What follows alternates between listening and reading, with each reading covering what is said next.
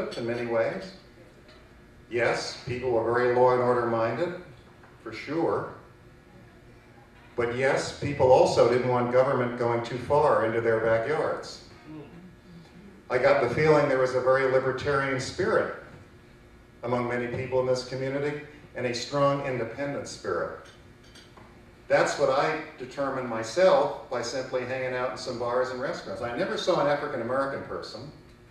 The people that talked to me were mostly white and Latino. And I know that the Jackson family and many people and advisors around the Jacksons were very concerned that there would be no African Americans on the jury, and I was not. Because Michael Jackson brought races together, he didn't divide them.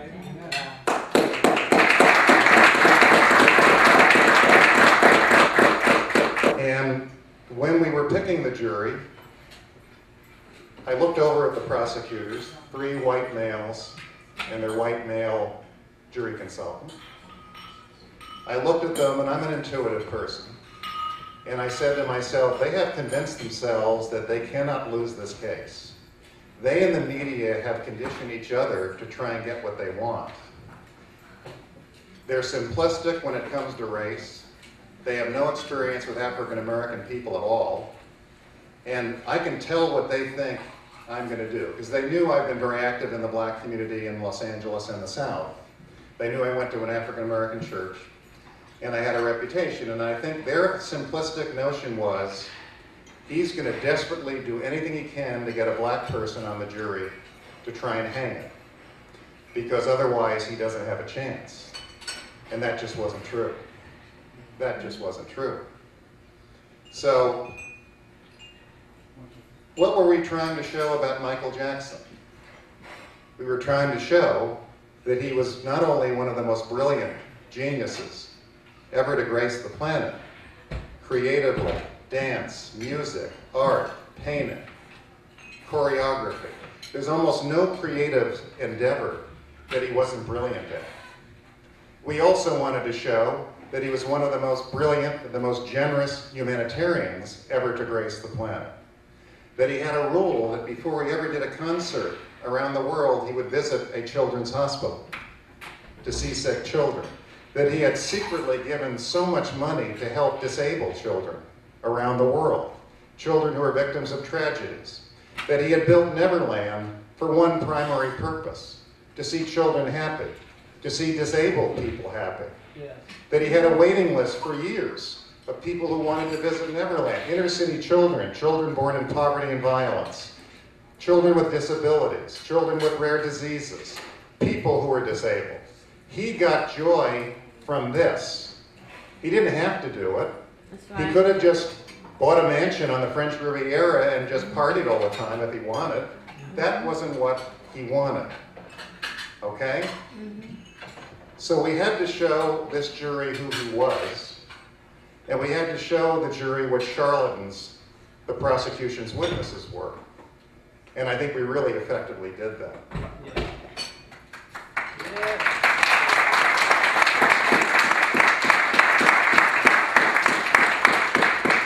However, they did some permanent damage, in my opinion.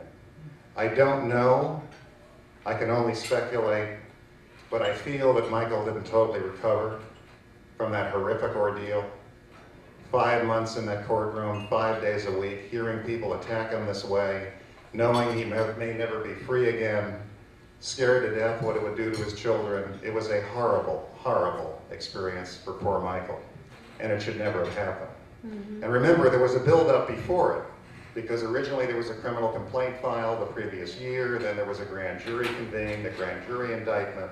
All of this time, he's living on pins and needles, trying to figure out who to look to trust, who to look to be protected.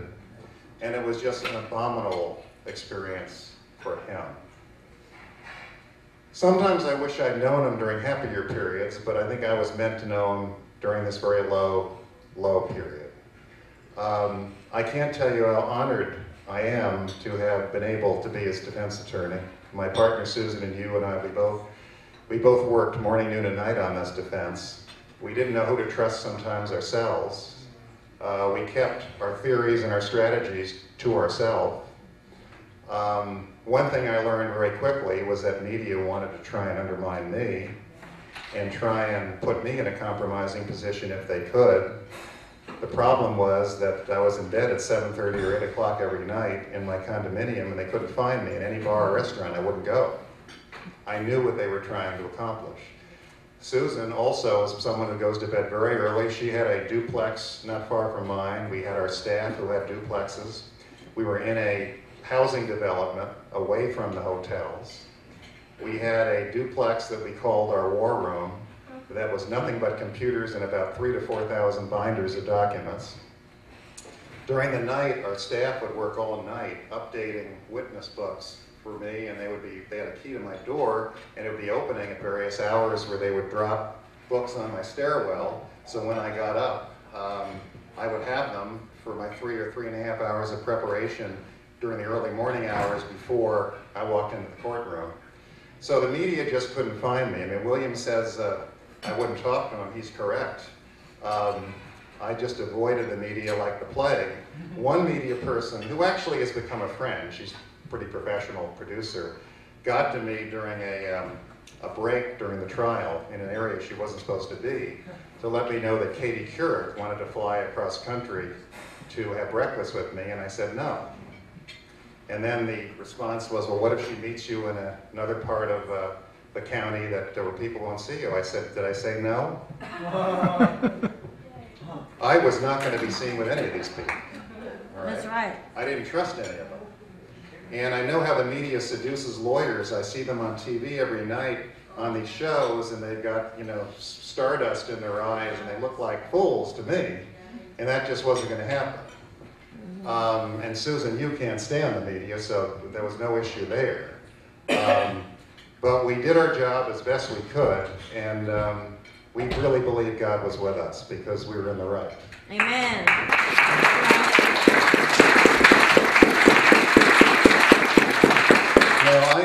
I'm here, first of all, I don't have any financial interest in this organization. I'm not getting paid anything to be here. As I say, I don't care who you are, if you stand for the right principles, I'm behind you.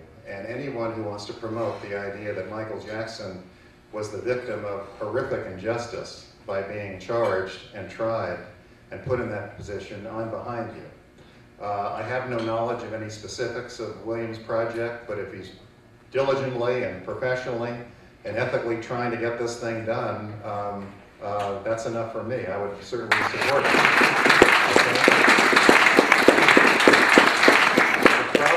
It probably won't be an easy thing to do. It was a long trial. It was almost 5 months. You had about over 120 witnesses in the case. Some of them not as important as others, but I wish, I didn't want television cameras in the courtroom.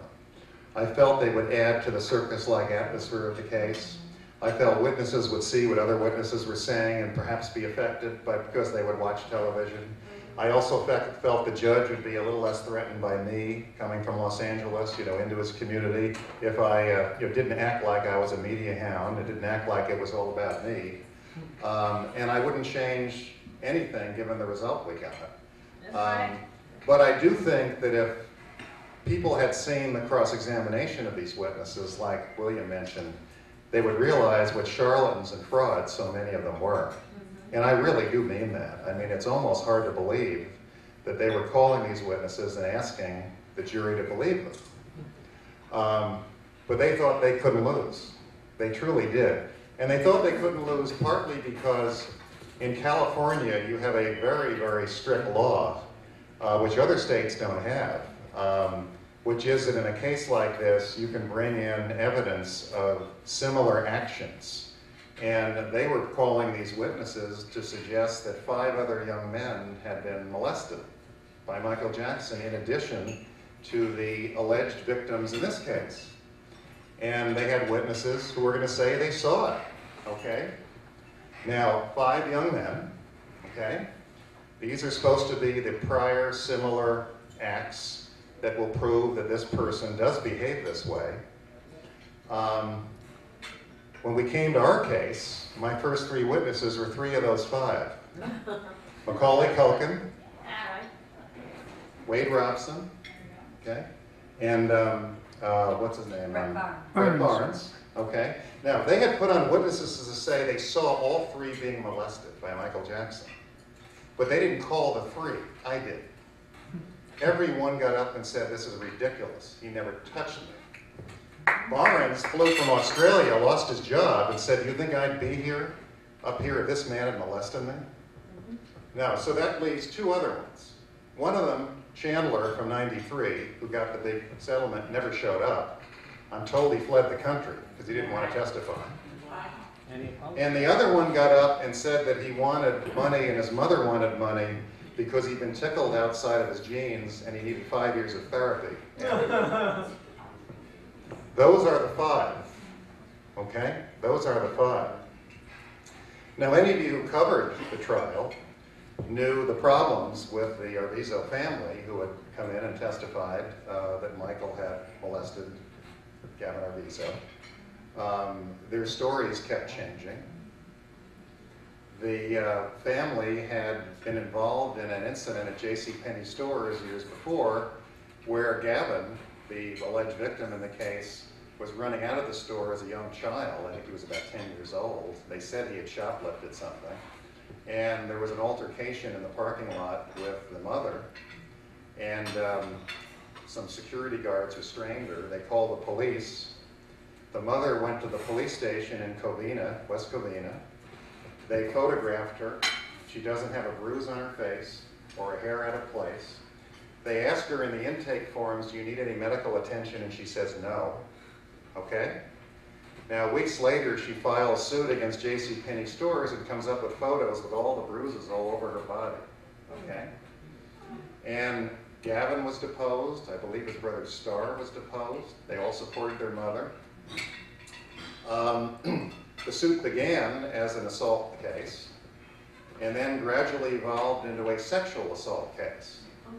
And because she had waived the attorney-client privilege, which keeps your communications with a lawyer confidential, we were able to call her lawyer in. And because all of a sudden she was saying that these guards had been doing belly flops on top of her and had twisted her nipples, I think, 30 times or something like that. I don't remember the exact number. And the lawyer said that he was shocked because she was questioned under oath and he didn't realize she was saying that she'd been sexually abused till she was questioned, and he said, I've been talking to her for a long period of time and she never mentioned it.